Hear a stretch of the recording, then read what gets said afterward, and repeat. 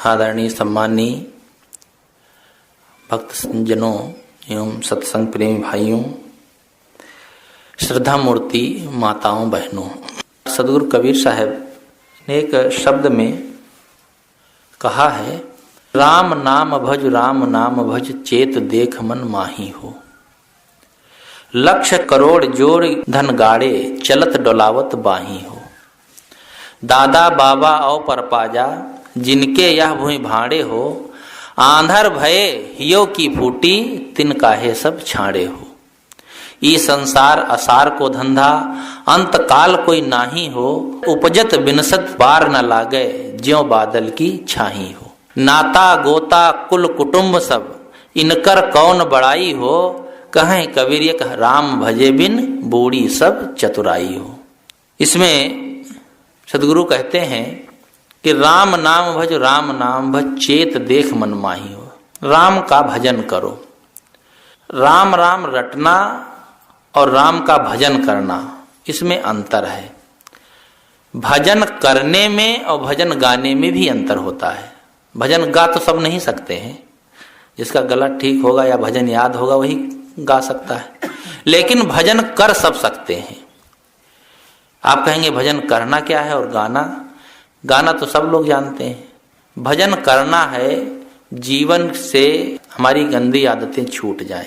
इसके लिए भी कहा गया है कि मन की तरंग मार लो बस हो गया भजन, आदत बुरी सुधार लो बस हो गया भजन। भजन करने में सब स्वतंत्र हैं, चाहे बूढ़ा हो, जवान हो, स्त्री हो, पुरुष हो, और सब कर सकते हैं और सबको करना भी चाहिए। इसलिए जो साहब कहते हैं राम नाम भज, राम नाम का भजन करो।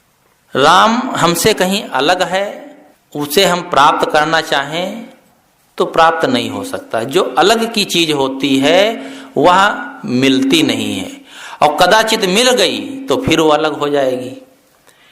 जिसका संयोग होता है उसका वियोग पक्का है, ये दुनिया का नियम है।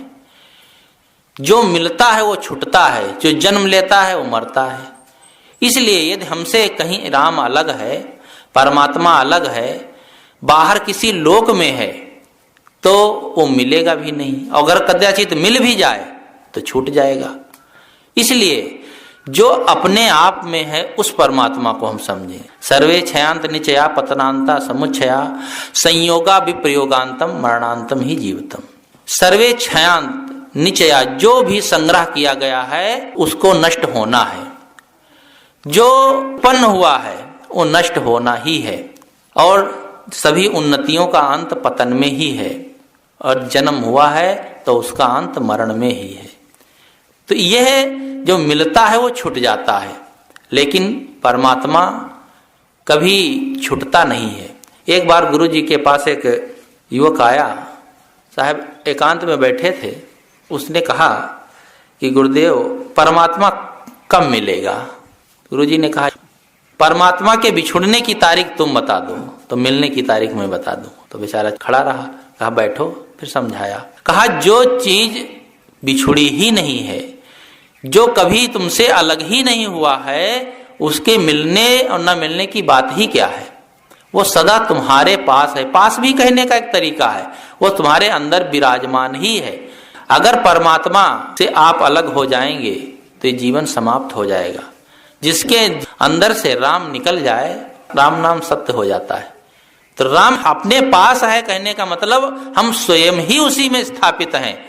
फिर हम उसे ढूंढते कहाँ हैं? ढूंढ रहे हैं, ढूंढने से मिलने वाला नहीं है। इसलिए साहब कहते हैं राम नाम भज, राम नाम का भजन करो। अभी उदाहरण दे रहे थे मास्टर साहब, तोते की तरह रटने से कुछ नहीं होता है, हम उसके बारे में समझें। राम नाम जाने बिना भव बूढ़ मुआ संसार।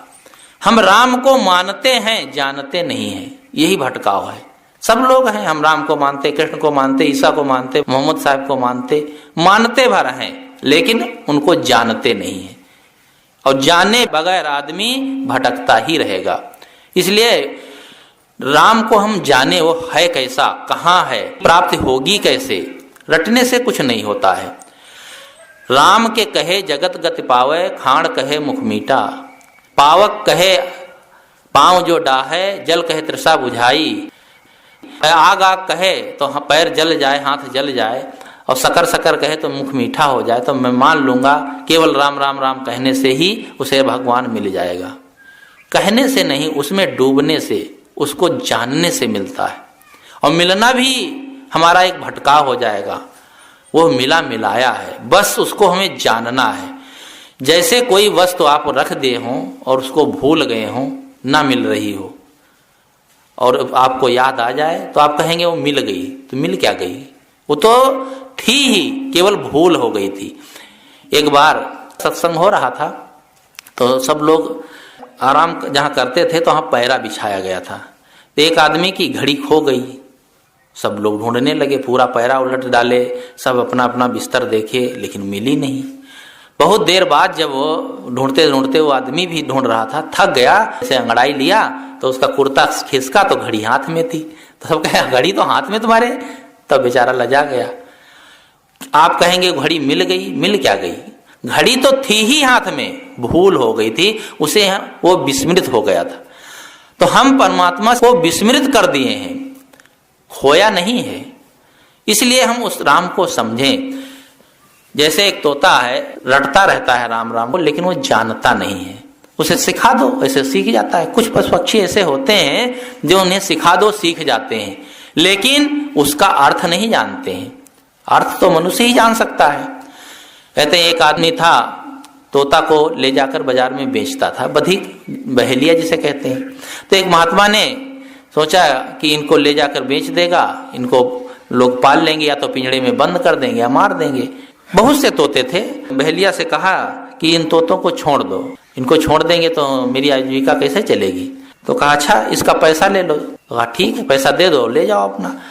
तो बहेलिया को पैसा दे करके महात्मा ने तोतों को छुड़ा लिया और अपने आश्रम पर आकर के उन्हें सिखाया हो। महात्मा ने कहा इनको ऐसा ट्रेंड कर देंगे कि ये कभी किसी बहेलिया के चक्कर में पड़ेंगे ही नहीं। तो उन तोतों को सिखाया कि बहेलिया आएगा, जाल बिछाएगा, हमको फंसाएगा, निश्चित हम नहीं फंसेंगे। और यही रटा दिया, खूब रट लिए तोता, हर समय रटते रहे यही। और फिर उनको छोड़ दिया, उड़ गए। एक जगह बहेलिया जाल बिछाया बैठा था, दाना बिखेरा। जैसे ही दाना बिखेरा, सब तोते आकर के बैठ गए। और बैठ गए, फिर वही कहते हैं बहेलिया आएगा, जाल बिछाएगा, दाना डालेगा, हमको फंसाएगा, निश्चित हम नहीं फंसेंगे। और दाना चुग रहे हैं। बहेलिये ने खींचा रस्सी तो सब उसी में फंस गए। फिर भी वही रट रहे हैं, बहेलिया आएगा, दाना डालेगा, जाल बिछाएगा, हमको फंसाएगा, हम निश्चित नहीं फंसेंगे। फंसे हैं लेकिन उनको पता ही नहीं। यही दशा हम सब की है। हम केवल रट रहे हैं लेकिन उसका अर्थ नहीं समझ पा रहे हैं, उससे निकल नहीं पा रहे हैं। इसलिए तोता की तरह हम रटे ना, उसको आत्मसात करें। जो ज्ञान है उस ज्ञान को हम आत्मसात करें, तब हमारा बंधन दूर होगा। नहीं तो ये तो सिखा दिया जाता है और सिखा दिया गया। और कितने लोग ऐसे होते हैं कि लोभ में पड़ करके इसमें फंस भी जाते हैं। कहते हैं एक बहेलिया बड़ा चालाक था, एक तोते को फंसाया और उसको सिखा दिया इसमें क्या संदेह, केवल एक शब्द। तोता सीख गया इसमें क्या संदेह। कुछ भी उससे पूछो तो कहता था इसमें क्या संदेह। उसको बाजार में ले जाकर के पिंजड़े में रख दिया और सामने एक प्लेट लगा दिया और उसमें लिख दिया तोते का मूल्य 1 लाख रुपया। और उसके नीचे उसकी विशेषता लिखा, तोता चारों वेद, 6-7 पुराण, कुरान, बाइबिल, इंजिल सब कुछ जानता है। जब लोग तोते को देखें तो मन हो तो ले लें, जब इतना जानता है, इतनी विशेषता है। लेकिन जब 1 लाख रुपया कीमत, तब बेचारे कैसे लें? 1 लाख रुपया सबके पास तो नहीं। एक सेठ को पता चला कि 1 लाख रुपए का एक तोता मिल रहा है जो सब जानता है, गीता, बाइबिल और कुरान शरीफ, जितनी पुस्तकें धार्मिक हैं वो सब जानता है। सेठ गए, कहा कि तोता कितने? कहा 1 लाख रुपए का। कहा क्यों? कहा इसकी विशेषता तो पढ़ लो। जब पढ़ा तो कहा अरे इतनी विशेषता है तो 1 लाख रुपया महंगा नहीं है। नौकर से कहा लाओ 1 लाख रुपया लेके आओ, तोता खरीद लेते हैं। फिर तोता खरीद लिया, ले जा करके घर में रख दिया। अब उसकी इतनी फैल गई प्रसिद्धि कि सब लोग कहें सेठ जी के यहाँ कैसा तोता है, सब कुछ जानता है। एक महात्मा थे, महात्मा ने सोचा तोता और सब कुछ कैसे जान लेगा? मनुष्य हो तो हो सकता है, कई विद्याओं का ज्ञाता हो सकता है, वो भी सब कुछ नहीं जान सकता है, लेकिन तोता कैसे जान सकता है? लोगों ने कहा नहीं नहीं बिल्कुल जानता है। उसके पास मौलवी गए थे, वो भी उससे बात नहीं कर पाए। पंडित गए, वो भी बात नहीं कर पाए। पंडित गए, पूछे तुम गीता जानते हो? उसने कहा इसमें क्या संदेह। अच्छा भागवत जानते हो? कहा इसमें क्या संदेह। अरे ये सब कुछ जानता है और मैंने कुछ पूछ लिया और उलट के इसने भी कुछ पूछ लिया तो मेरी तो बेइज्जती हो जाएगी। मौलवी पहुंचे, कहा कुरान शरीफ की सभी आयतों को तुम जानते हो? उसने कहा इसमें क्या संदेह। उसने कहा इससे बात करने लायक नहीं है, क्योंकि ये सब जानता है, मैं तो सब जानता भी नहीं हूं, मेरी बेइज्जती हो जाएगी। सब हार के गए। महात्मा गए, महात्मा ने कहा तोताराम का गीता जानते हो? कहा इसमें क्या संदेह। चाहे गीता के 13वें अध्याय का पहला श्लोक सुनाओ तो। उसने कहा इसमें क्या संदेह। कहा संदेह तुमको नहीं, संदेह हमको हो रहा है, इसलिए पूछ रहा हूं। अच्छा रामायण की एक चौपाई सुनाओ।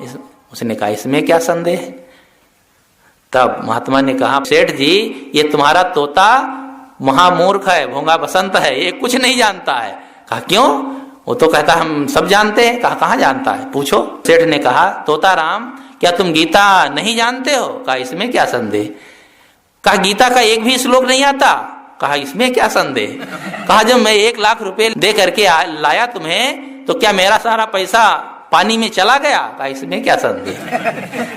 तो वो केवल इतना ही सीख लिया था, इसमें क्या संदेह। इसी प्रकार से हम केवल रटते रहते हैं लेकिन उसे जानते नहीं है। साहब कहते हैं जानो तो राम नाम भज, राम नाम भज चेत देख मन माई। अपने मन में चेत, सावधान होकर के समझो कि राम का भजन क्या है।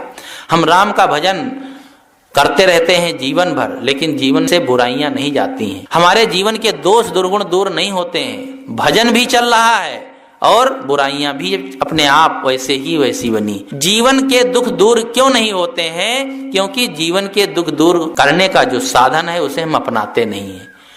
हम केवल ऊपरी ऊपरी भजन करते हैं, दिखावटी भजन करते हैं, इसीलिए उस भजन का कोई अर्थ नहीं हो पाता है।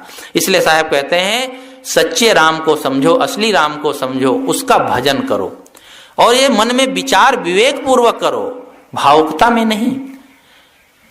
आगे साहब उदाहरण देते हैं कि दादा बाबा औ परपाजा जिनके यह भोई भाड़े हो, आंधर भय हियो की फूटी तिनका है सब छाड़े हो। जरा विवेक करो, तुम्हारे दादा बाबा परपाजा सब छोड़ छोड़ करके इस संसार से चले गए और तुम्हारे विवेक नेत्र तो फूट ही गए हैं। ऊपर के जो आंखें हैं प्रत्यक्ष में इनसे भी दिखाई नहीं देता है। हमारे पहले के सब लोग इस संसार से सब छोड़ छोड़ कर चले गए, हमको भी एक दिन छोड़कर जाना है।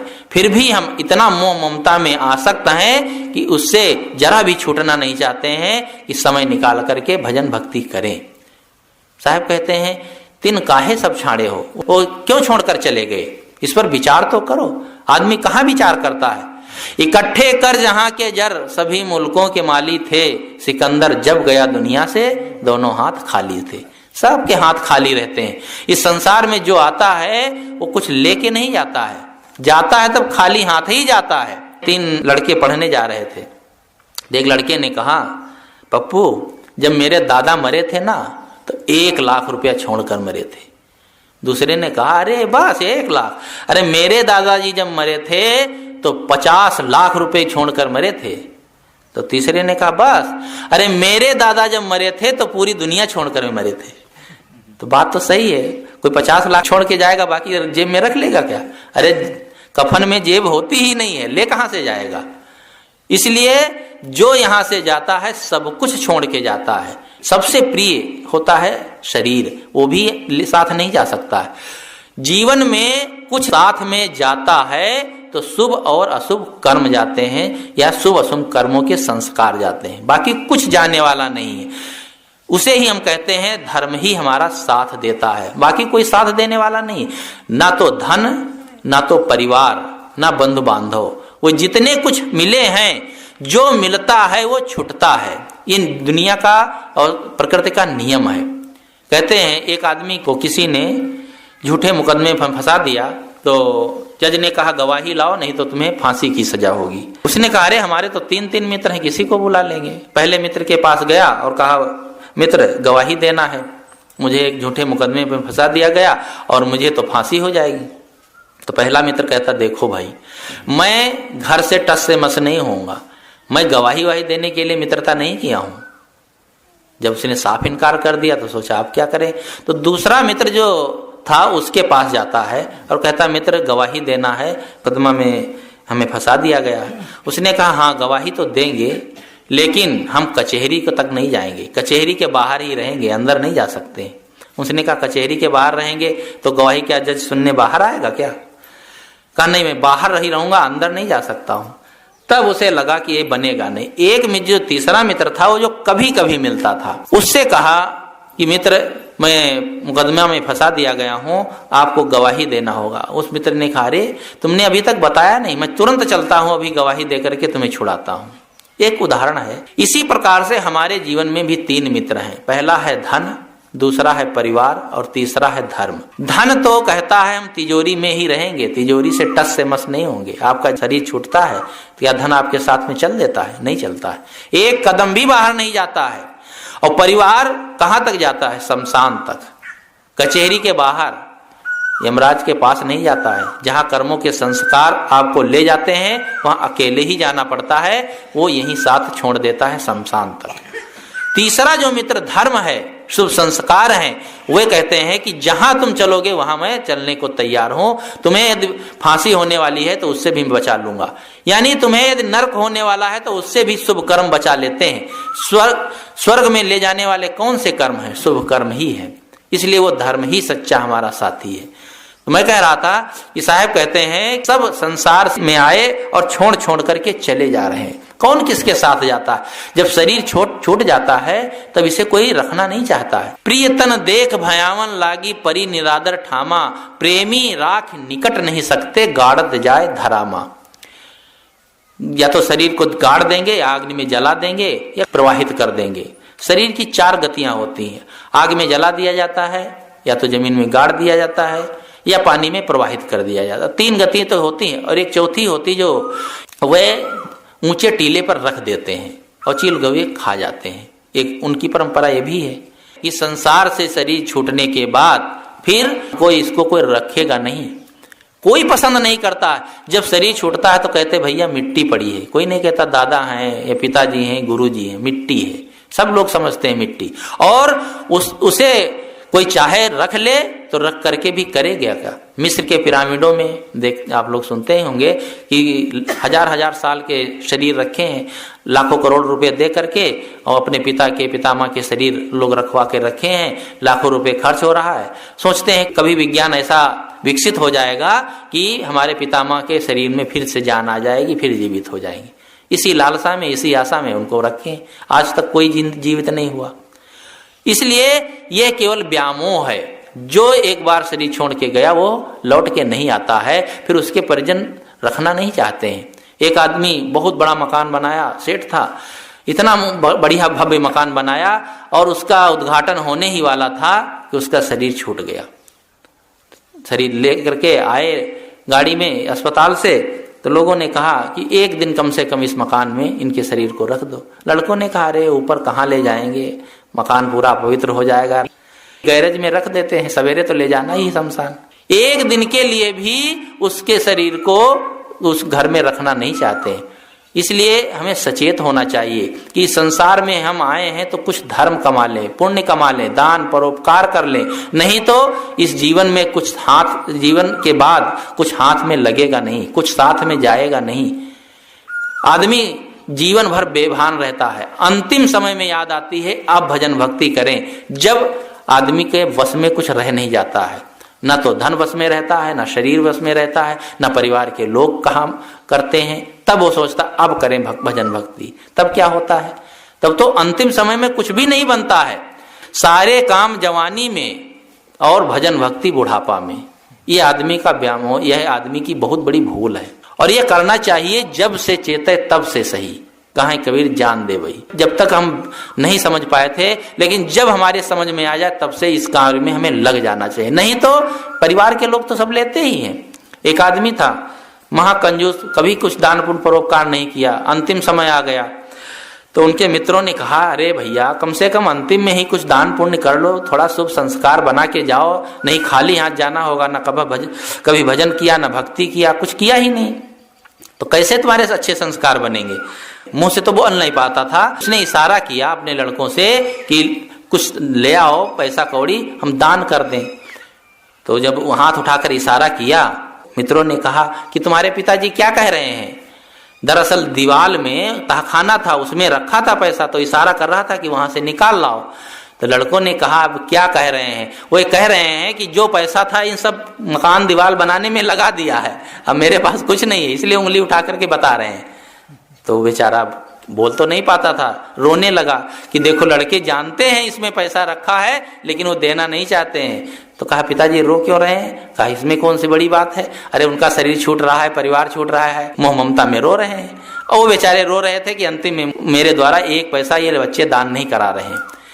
तो अंत में कोई किसी का साथी नहीं रहता है और कुछ हम कर भी नहीं सकते हैं, सब यहीं का यहीं छूट जाएगा। आदमी चाहे जितना धन कमा ले, जितना व्यामोह कर ले, क्या सदा उसके साथ वो बना रहता है?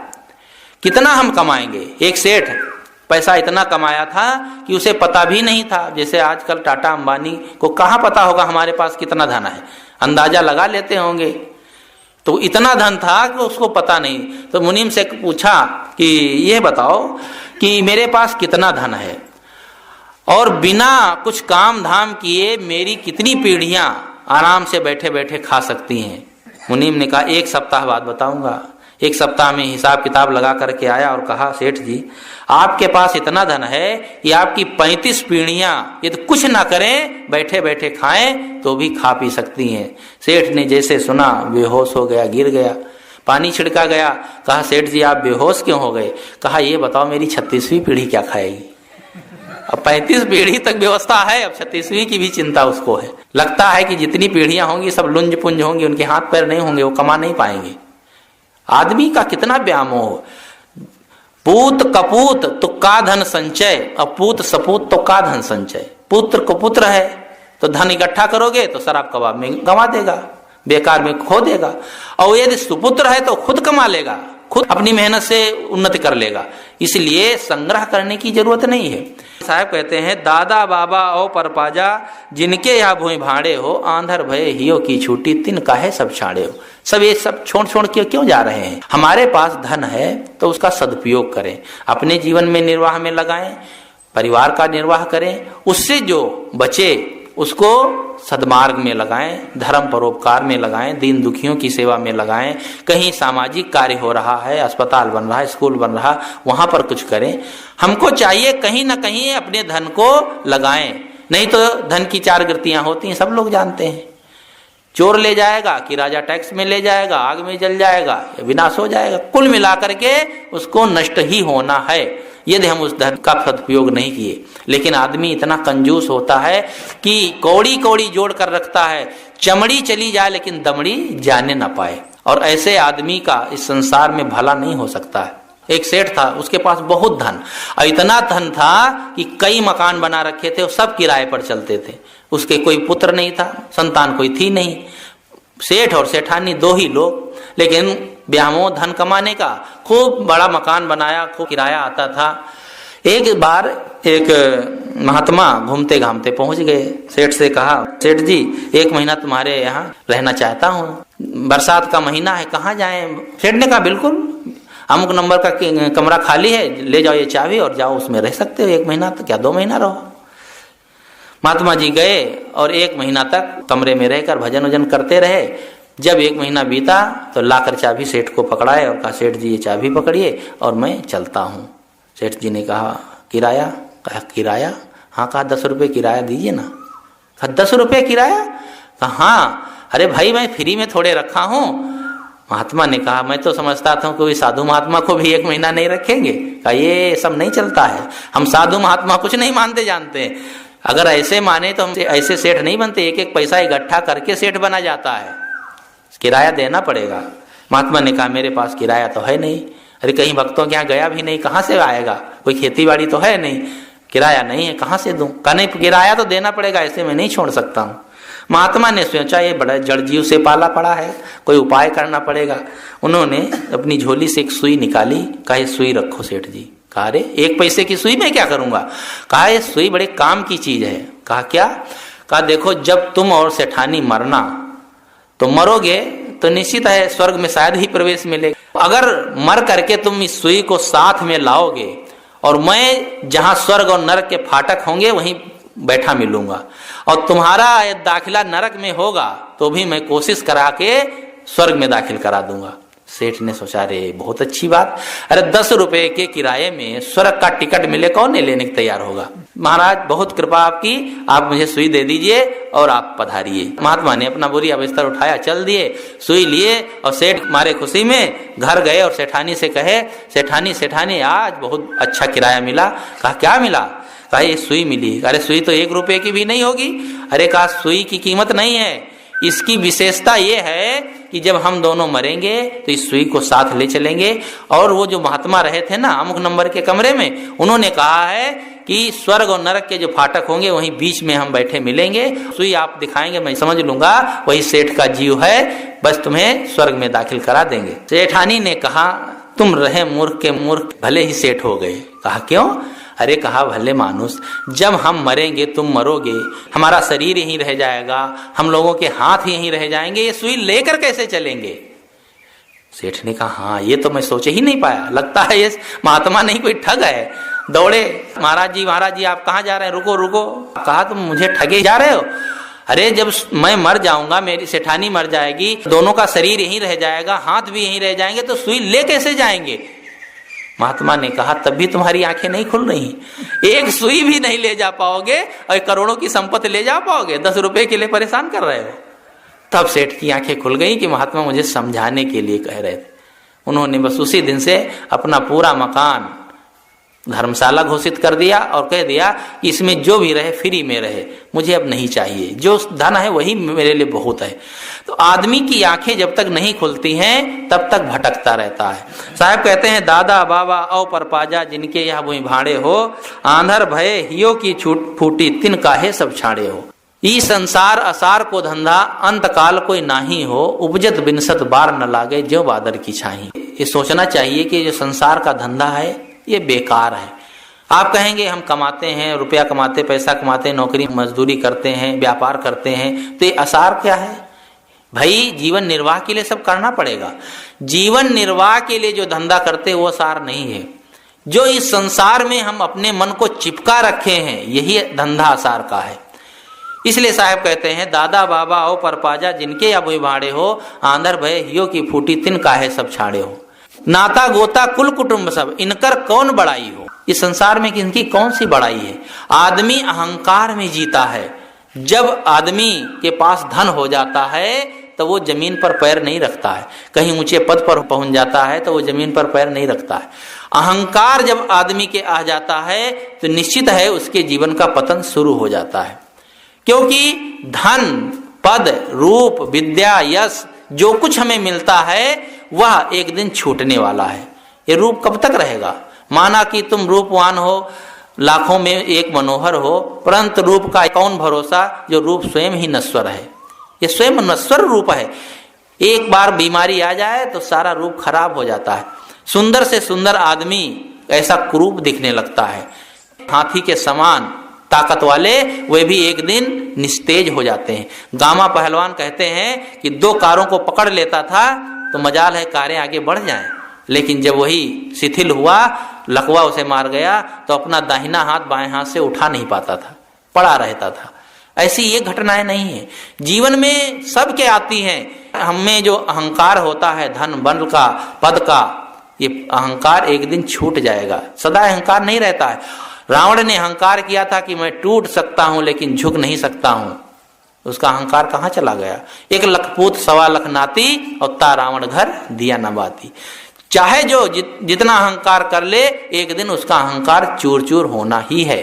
सदैव अहंकार किसी का बना ही नहीं रहता है। इसलिए हमारे जीवन में विनम्रता होनी चाहिए। लघुता सबसे भली लघुता से सब होय, जस द्वितीया को चंद्रमा शीश नवे सब कोय।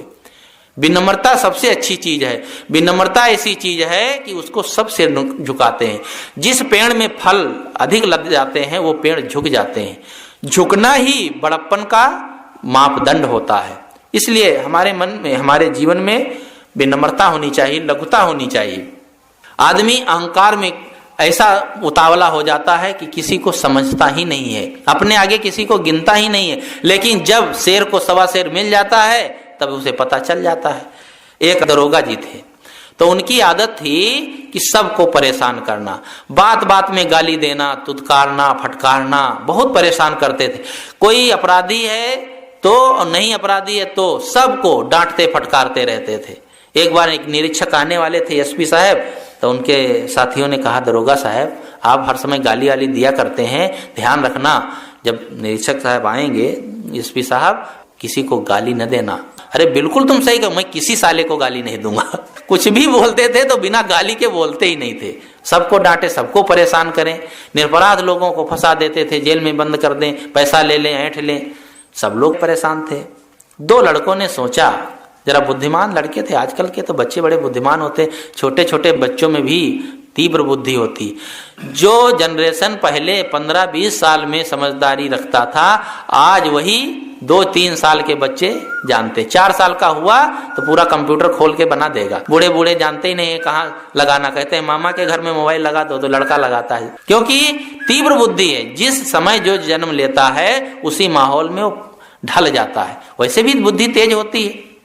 एक आश्रम पर थे हम लोग, तो एक बूढ़े बाबा पोता को अपने लेके आए और 2-3 दिन रहे वहाँ। बड़ा तेज बुद्धि का था, 4-5 साल का रहा था। महात्माओं के पास बैठे, कहे गुरुजी क्वेश्चन करिए, मैं आंसर दूंगा। इंग्लिश में खूब बात करता था। तो एक दिन बाबा जी बैठे थे, बाबा जी ने कहा कि बेटा देखो साधु होने में कितना आनंद है, बढ़िया सफेद कपड़ा पहन लिए और न तो कुछ करना न धरना, पूजा होती है, आरती होती है, खाने को मिलता है, कोई परेशानी नहीं, साधु हो जाने में बड़ा आनंद है। ये शादी जो है बर्बादी का कारण है, शादी नहीं करना चाहिए। शादी करने से कौन सा सुख होता है, पावन बेड़ी पड़त है, ढोल बजाए बजाए, सिखाने लगे। पोते ने कहा नहीं बाबा मैं तो शादी करूंगा, साधु वाधु मैं नहीं बनूंगा। अरे कहा शादी करने में कोई लाभ नहीं है, साधु बन जाओ अच्छा है। बाबा ने कहा देखो मैंने भी इसीलिए शादी नहीं की, इसी झंझट के कारण। पोता कहता है बाबा जी आपने शादी नहीं की तो पापा जी कहाँ से आ गए। अब बेचारे वो कुछ बोल नहीं पाए, उसको किसी ने सिखाया नहीं था 4 साल के बच्चे को इस प्रश्न का ये उत्तर दो कि जब आपने शादी नहीं की तो पापा जी आ कहाँ से गए। तो मुझे लगा कि देखो छोटे छोटे बच्चों में भी कितने तेज संस्कार होते हैं। तो वे जो लड़के थे उन्होंने सोचा कि दरोगा जी को सबक सिखाना पड़ेगा, सबको परेशान करते हैं। वे उनके घर में गए तो खिड़की से दरोगा जी और उनकी पत्नी की बातचीत सुनने लगे। तो वे दोनों आपस में बातचीत कर रहे थे कि दूध जो मिलता है वो पानी मिला होता है, नकली दूध रहता है। ऐसा करते हैं एक भैंस पाल लेते हैं, घर में नौकर तो है ही और काम करता है, भैंस को खिला देगा। भैंस खरीदने के बारे में आपस में चर्चा कर रहे थे। उन लड़कों ने सुना, उन्होंने कहा अच्छा चलो अब दांव लगेगा। वे जब दरोगा जी चले गए तो पीछे से लड़के आए, उसकी पत्नी से कहा ऐसा है दरोगा साहब ने 10,000 रुपये मांगे हैं, एक भैंस लेना है। जो उनकी पत्नी थी उन्होंने कहा कहाँ, कामुक गांव में है। उन्होंने कहा है कि जाओ 10,000 रुपया ले आओ, भैंस खरीदना है। उनको लगा कि भाई बात हो ही रही थी सुबह भैंस खरीदने की, भेजा होगा अपने आदमियों को। तो उन्होंने तुरंत निकाले 10,000 रुपये, उनको पकड़ा दिए और वो लड़के अपने लेके रुपये चले गए। जब दरोगा जी आए तो कहा खाली हाथ आए हो, भैंस नहीं लाए हो। अरे कहा भैंस ले आएंगे, अभी तो कहीं बातचीत करेंगे तब ना लाएंगे। 2 आदमियों को भेजा था, वो तो 10,000 रुपये ले गए, कहे भैंस खरीदना है। कहा कौन से लड़के, मैंने तो किसी लड़के को नहीं भेजा। कहा अरे 10,000 रुपये ले गए, अभी अभी ले गए 10 मिनट पहले। कहा किधर गए, कहा बस इधर ही गए हैं। अच्छा मैं देखता हूँ। बस तुरंत मोटरसाइकिल स्टार्ट किए तो देखा 2 लड़के सड़क सड़क जा रहे हैं। जैसे ही देखा उन लोगों ने कि दरोगा जी आ रहे हैं तो एक पूरब की ओर भागा, एक पश्चिम की ओर भागा। अब दरोगा जी सड़क पर मोटरसाइकिल खड़ी किए, अब दोनों तरफ तो भाग नहीं सकते थे, एक के पीछा किए। जो पूरब वाले का पीछा किए तब तक पश्चिम वाला लौट कर आया और मोटरसाइकिल स्टार्ट किया, फिर घर पहुंच गया। दरोगाइन से कहा कि चलो दरोगा जी आपको बुलाए हैं, भैंस देख लिए हैं, बात तय हो गई है, आप देख लें भैंस को तब लाया जाए। जब देखा उनकी पत्नी ने कि दरोगा की मोटरसाइकिल लाए हैं, इसका मतलब बात ठीक है, कोई गड़बड़ नहीं है, वो दरोगा जी गए ही थे। बस तुरंत वो तैयार हुई और मोटरसाइकिल पर बैठ ली, चल दी। अब वो बेचारे दरोगा जी उसका थोड़ी दूर पीछा किए, जो हाफ गए तो क्या करें, लौट कर फिर सड़क पर आए तो देखा मोटरसाइकिल भी गायब। अब वो बहुत परेशान, हाफते हाफते आए घर पर, तो घर पर देखा ताला लगा है। पड़ोसी से पूछा हमारी बीवी कहाँ गई। कहा एक आदमी आया था आपकी मोटरसाइकिल लेकर के, वो ले गया। कहा मेरी मोटरसाइकिल। अब उनको लगा कि अब तो बड़ी हालत घर खराब, मोटरसाइकिल भी गई, 10,000 रुपया भी गए, बीवी भी गायब हो गई। अब बेचारे रिपोर्ट कहाँ लिखाने जाए, दूसरे का FIR लिखते थे, अब वो किसके पास FIR लिखावे जाए कि मेरी बीवी गायब हो गई। अब परेशान 2-3 दिन हो गए, घर में पड़े पड़े दुखी। तब वे दोनों लड़के एक दिन आते हैं, कहते दरोगा जी आज बहुत परेशान है। कहा रे क्या बताएं, पता नहीं कौन मेरे पीछे पड़ गया है कि 10,000 रुपया भी ले गया और मोटरसाइकिल भी ले गया और मेरी पत्नी को भी पता नहीं कहाँ गायब कर दिया। कहा चाहे तुम्हारी पत्नी भी आ जाएगी, रुपया पैसा सब आ जाएगा, मोटरसाइकिल, लेकिन एक संकल्प करो आज से किसी को आप परेशान नहीं करेंगे। कहा कान पकड़ता हूं, मैं किसी को भाई परेशान नहीं करूंगा, लेकिन इस मुसीबत से भैया मुझे निकालो। उनकी पत्नी को ला करके छोड़ दिए और मोटरसाइकिल पैसा सब दे दिए। उस दिन से वो दरोगा जी किसी को गाली देना तो दूर, तू भी नहीं कहते थे, बिल्कुल सीधे हो गए। आदमी को जब ठोकर लगती है तब सीधा होता है, नहीं तो अहंकार होता है। अरे मेरे पास इतना ऊंचा पद है, मैं इतना पैसा वाला हूं, मैं किसी की बात क्यों सहूं। एक आदमी कह रहा था कि देखो मैं तुम्हें देख लूंगा, 10 एकड़ मेरे गन्ना है। अब 10 एकड़ गन्ना है उसे देखने के लिए, मतलब 10 एकड़ गन्ना चाहे बिक जाए लेकिन तुम्हें मैं देख लूंगा। आदमी को कितना जोश रहता है, और जोश जब होता है तब होश खो देता है। तो मैं कह रहा था कि साहब ने कहा कि दादा बाबा और परपाजा जिनके या भूमि भाड़े हो, आंधर भय हियो की फूटी तिन काहे सब छाड़े हो। सब ये छाड़ छाड़ के क्यों जा रहे हैं। ई संसार असार को धंधा अंत काल कोई नाही हो, उपजत बिनसत बार न लागे ज्यों बादल की छाई हो। जैसे बरसात में बादल आता है, छाया हो जाती है, लेकिन जैसे ही हवा चलती है बादल फट जाता है। इसी प्रकार से जो हमें धन मिला है वो सदा रहने वाला नहीं है, वक्त का तकाजा है। ऐसा समय आता है कि धनपति सड़कपति हो जाते हैं और सड़कपति धनपति हो जाते हैं। इस सब के जीवन में आवागमन चलता ही रहता है, सदा एक जैसी परिस्थितियां नहीं रहती हैं। नाता गोता कुल कुटुंब सब इनकर कौन बड़ाई हो, कहें कबीर एक राम भजे बिन बूढ़ी सब चतुराई हो। नाता गोता कुल कुटुंब जिसे हम अपना मान रखे हैं, अपना अपना कहकर बंदे, जो इतना इतराता है छोड़ देंगे सभी विपत में, साथ कोई नहीं जाता है। कौन साथ में जाता है। इसलिए इनका जो हम मोह करते हैं, आसक्ति बनाए हैं, उनके मोह ममता में अपने धर्म कर्म को भूल गए हैं, ये हमारे मन का व्यामोह है। आदमी का व्यामोह इतना होता है कि जन्म लेता है तब से लेकर के मृत्यु पर्यंत केवल सांसारिकता में ही मन को लगाता है, धर्म कर्म में नहीं लगाता है। अंतिम समय में क्या होता है, जब मौत आती है तब सोचता है अब हम धर्म कर्म करें, तब करने का समय नहीं रह जाता है। कहते हैं कि एक आदमी की मौत आई, उसने कहा तुम्हारा समय पूरा हो गया है चलो। उस आदमी ने कहा कि टाइम पूरा हो गया, चलने का समय आ गया, लेकिन तुमने पहले हमें बताया क्यों नहीं। अरे कोई खबर देते, सूचना करते, नोटिस भेजते तो मैं तैयार हो जाता। अचानक कहते हो कि समय पूरा हो गया है। मौत ने कहा देखो मैंने कई नोटिसें भेजी हैं लेकिन तुमने कभी मंजूर ही नहीं की। उस आदमी ने कहा मुझे कोई नोटिस नहीं मिली, क्योंकि आजकल पोस्ट ऑफिस में बड़ी गड़बड़ी है, पोस्टमैन लाता ही नहीं है। मेरी नोटिस मेरे पास एक बार भी नहीं आई है। मौत ने कहा कि देखो मेरी नोटिस कागज पर नहीं आती है, मेरी नोटिस आती है आदमी के ऊपर। पहली नोटिस आ गई जब बाल पाक दिखाते हैं, जब बाल पकने लगे थे तो मेरी पहली नोटिस थी कि अब भजन भक्ति करो, नहीं तो अंतिम समय की ओर खिसक रहे हो। लेकिन आदमी बाल पकेगा तो क्या खिजाब लगा लेगा, काला कर लेगा। नोटिस मंजूर नहीं है, तुम नहीं मंजूर करोगे तो फिर दूसरी नोटिस आएगी। तो दूसरी में नैन तींगुर गिरन लागे दांत हैं, तब दांत गिरने लगेंगे, आंखों पे चश्मा लग जाएगा। वो भी नहीं मंजूर करोगे तो तीसरी में कमर झुक गई, चलत पैर फिरात हैं। तीसरी नोटिस आएगी, कमर झुक जाएगी, हाथ पैरों से काम नहीं कर पाएंगे, कहीं जाना हो सत्संग में जा नहीं सकते हैं, किसी से कहें भैया हमको छोड़ाओ वहां तो कोई तैयार नहीं, क्योंकि फुर्सत नहीं है। सुन नहीं सकते हैं ठीक से, इंद्रियां सारी शिथिल हो जाती हैं, कान से सुनाई नहीं देगा, बोल भी नहीं पाएंगे। राम राम कहना होगा तो लाम लाम कहेंगे, क्योंकि सारी इंद्रियां शिथिल हो गई। तब आप क्या कर पाएंगे। तब नोटिस वोटिस नहीं आती, फिर वारंट आता है। आ गया वारंट चौथा, हथकड़ी हम साथ हैं, अब भजन की कौन बेरिया कब गरेरे बात है। कब पितपात सब घेर लेते हैं और कोई काम जब बनता नहीं है तब भजन का हम समय निकालते हैं। तब भजन करने से कुछ नहीं होता है। फुर्सत के वक्त में नया सुमिरन का वक्त निकला, उस वक्त मांगा जब वक्त तंग आया। जीवन खत्म हुआ तो जीने का ढंग आया। आयु ने हार कर जब हथियार फेंक डाले, यमराज फौज लेकर करने को जंग आया। मन की मशीनरी ने जब काम करना सीखा, तन के हर एक पुर्जे में जंग आया। ऐसी ऐसी बातें संत महात्माओं ने कहा है, लेकिन हमारे मन में ऐसा जंग लगा हुआ है कि वो साफ होता ही नहीं है।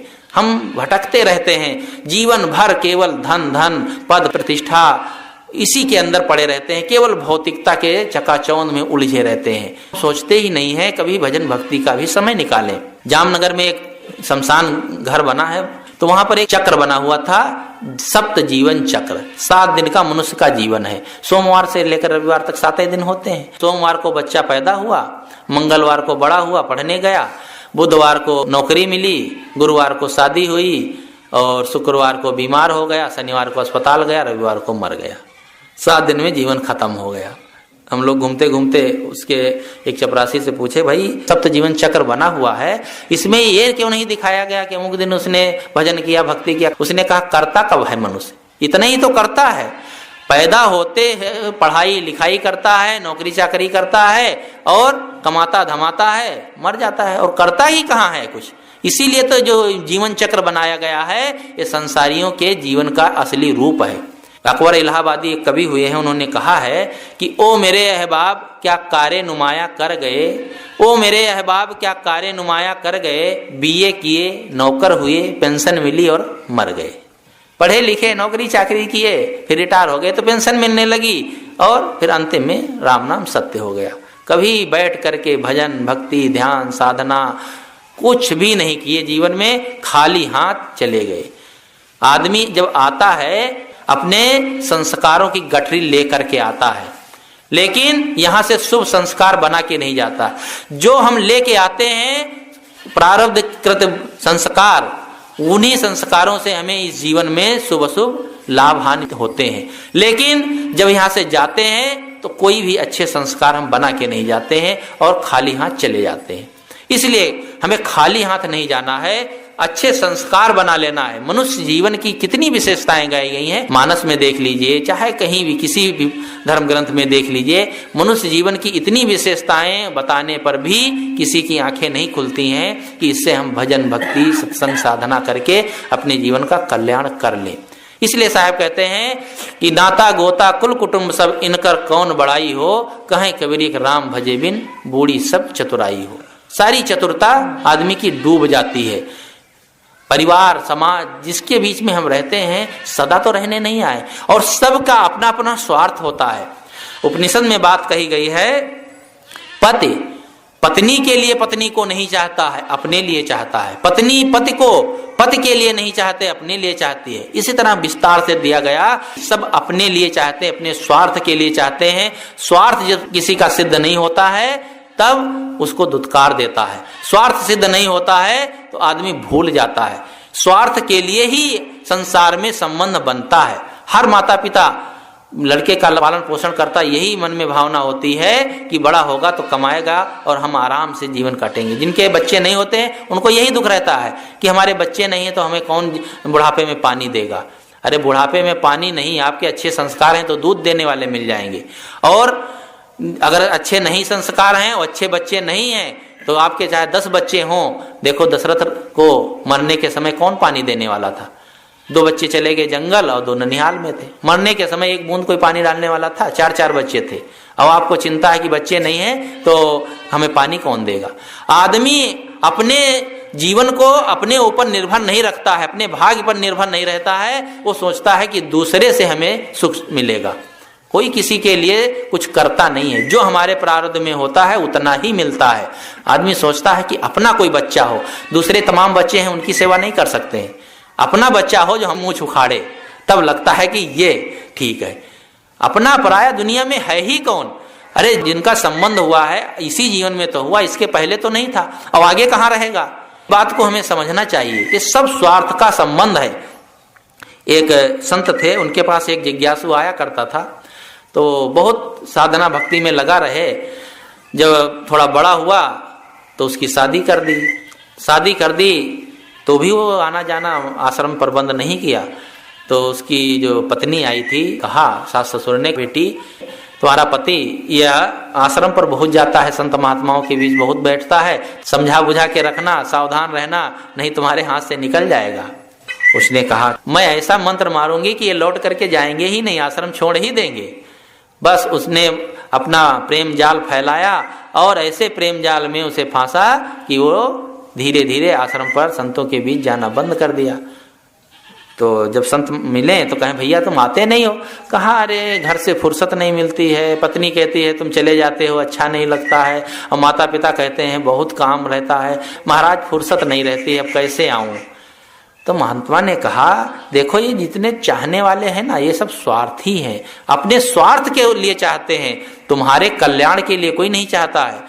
दुनिया का काम में सब साझीदार होंगे लेकिन तुम्हारे कल्याण के काम में, भक्ति के काम में कोई साझीदार नहीं होगा, वो तुम्हें स्वयं करना होगा, ये व्यक्तिगत काम है।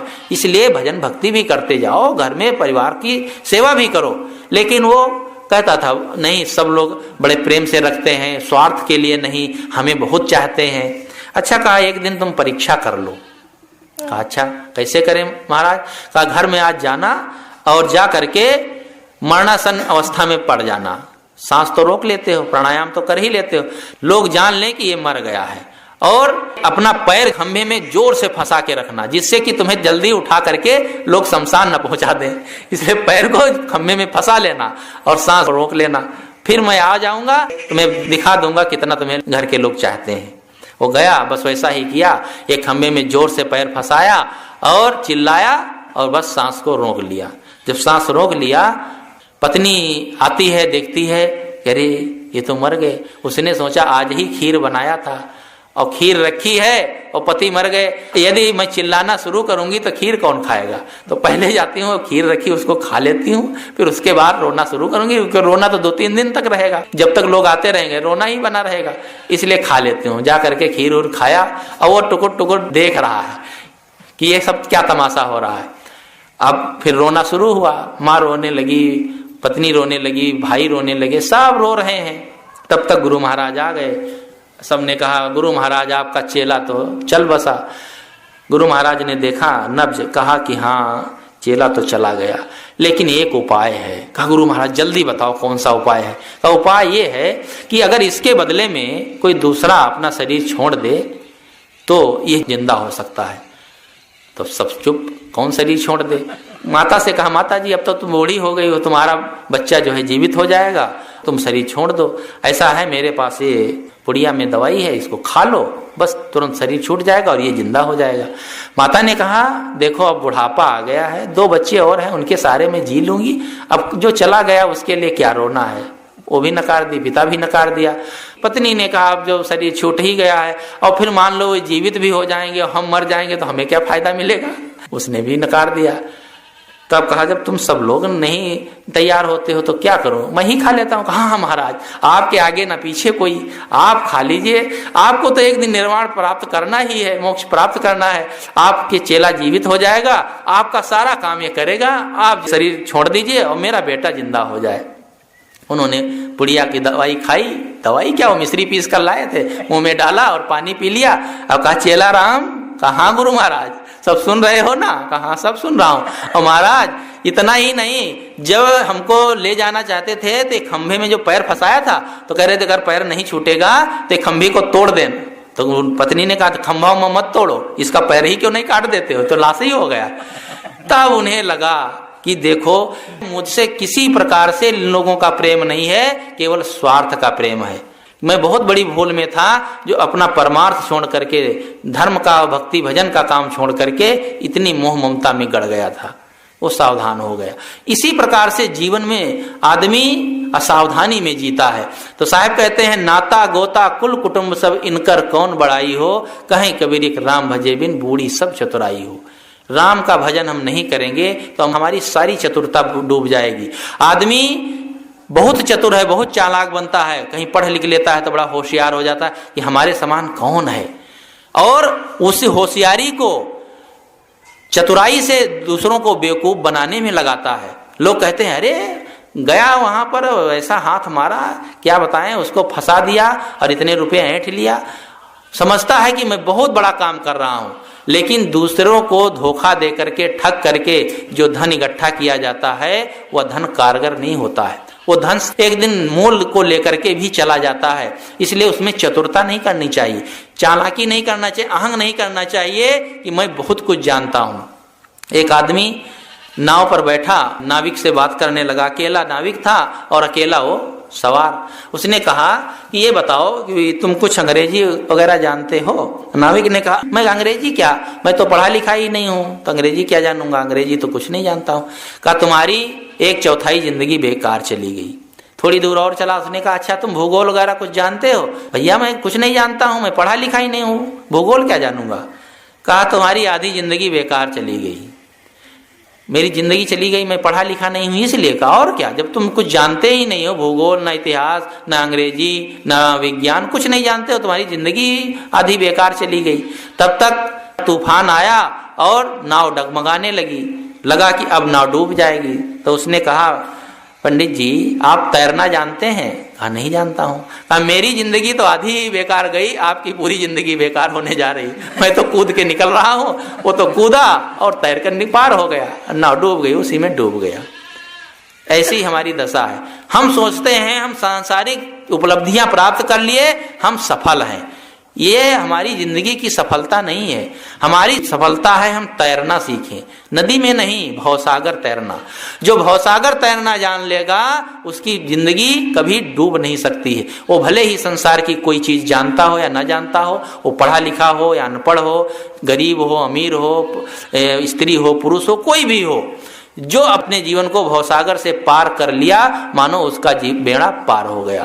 इसलिए भवसागर से पार करने का हमें काम करना चाहिए। तो मैं कह रहा था कि राम नाम भज राम नाम भज चेत देख मन माही हो। राम का भजन करें, नहीं तो हम इस संसार में आए हैं और इस संसार में आकर के भी भटकते हुए चले जाएंगे। असली राम तत्व कहीं बाहर नहीं है, सबके अंदर में, घट में है सूझत नहीं लानत ऐसे बिंद, तुलसी या संसार को भयो मोतिया बिंद। गोस्वामी जी जब कहते हैं तो ठोंक के कहते हैं। आदमी को समझ नहीं आता है कि वास्तविकता क्या है, अपने घट में ही है, लेकिन हम बाहर खोज रहे हैं।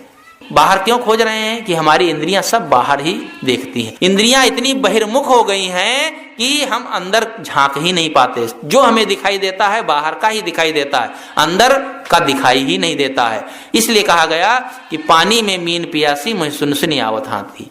पानी में मछली है फिर भी प्यासी है। हम अपने आत्म स्वरूप में, आत्मा में निमज्जन कर रहे हैं, उसी में विहार कर रहे हैं, फिर भी हम आत्मा परमात्मा को बाहर खोज रहे हैं। हम खोजते रहेंगे जीवन भर, कहीं कोई मिलने वाला नहीं है, कहीं आकाश पाताल में कोई बैठा नहीं है जो हमें दर्शन देगा और हमें मिलेगा। परमात्मा यदि देखा जाए तो व्यवहारिक रूप से ये प्राणी ही परमात्मा स्वरूप हैं, ये माताएं देवी हैं, ये पुरुष लोग देवता हैं। इन्हीं में फिर परमात्मा के हमें दर्शन करना चाहिए। और यहाँ तक अगर विस्तृत रूप से देखा जाए तो सम्यक रूप में प्राणी मात्र परमात्मा के स्वरूप है। प्राणियों में हमें परमात्मा नहीं दिखाई देता है। परमात्मा दिखाई देता है कहीं आकाश में या तो शून्य में। हम शून्य में पुकारते हैं, कितने लोग होते हैं शून्य में पुकार रहे हैं, कितने लोग ऊपर हाथ करके आकाश में खोज रहे हैं कि कहीं ऊपर बैठा होगा हमारी पुकार सुन लेगा। कोई ऊपर बैठा हुआ नहीं है। जो कुछ है इस जीवन में ही है, प्राणियों में ही हम परमात्मा के दर्शन कर सकते हैं। एक आदमी था, उन्होंने कहा महाराज परमात्मा के दर्शन कब होंगे? महात्मा ने कहा परमात्मा के दर्शन तो रोज हो रहे हैं। कहा कभी नहीं हुए महाराज, हमको तो नहीं हो रहे, आपको भले होते होंगे। तो उसने कहा आज ही रात में तुम्हें होंगे परमात्मा के दर्शन, जाओ। घर गया, उसे बड़ी खुशी हुई कि आज महात्मा जी ने कहा है तो जरूर परमात्मा मिलने आएगा। उसे रात में नींद नहीं आई, 12 बज गए, 1 बज गया, जागता रहा। जैसे ही थोड़ी झपकी लगी तब तक खट खट की आवाज हुई तो देखा एक भैंसा अपनी खुजली खुजला रहा है दरवाजे पर। उसने उठाया डंडा, 4 डंडा जमाया। कहा मेरी नींद भी खराब कर दिया और महात्मा भी झूठे हैं, पूरी रात बीत गई लेकिन कोई परमात्मा दर्शन देने नहीं आया। गुस्सा में पहुंच गए सुबह सुबह आश्रम और कहा महाराज आप भी झूठ बोलते हैं, कहते परमात्मा के दर्शन होंगे और परमात्मा तो हमें दर्शन क्या देना, कोई नहीं मिला। कहा कोई नहीं आया। अरे कहा कोई क्या आया, रात में नींद थोड़ी सी लगी तब तक एक भैंसा आया था खुजली खुजलाने के लिए, वही रगड़ रहा था। कहा जब तुम्हें भैंसे में परमात्मा के दर्शन नहीं हुए तो तुम्हें दर्शन कहाँ होंगे? प्राणियों में तुम्हें परमात्मा स्वरूप के दर्शन नहीं हो रहे हैं तो आपको कहाँ होंगे? आदमी कितना भूला हुआ है, अपने को भूल करके हैरान हो गया, माया के जाल में फंसा वीरान हो गया। हम माया के ऐसे जाल में जकड़ गए हैं कि अपने आप को हम भूल गए हैं, इसीलिए भटक रहे हैं। हम अपने आप को समझें और उसी में स्थित होने का अभ्यास करें। इसीलिए सत्संग और भजन भक्ति का एक कार्यक्रम होता है। हमारा भटकाव दूर हो, हमारा भटकाव जिस दिन दूर हो जाएगा उसी दिन हम अपने आत्मा में, अपने परमात्मा में स्थित होकर के पूर्ण शांति को प्राप्त कर लेंगे। इसी के साथ में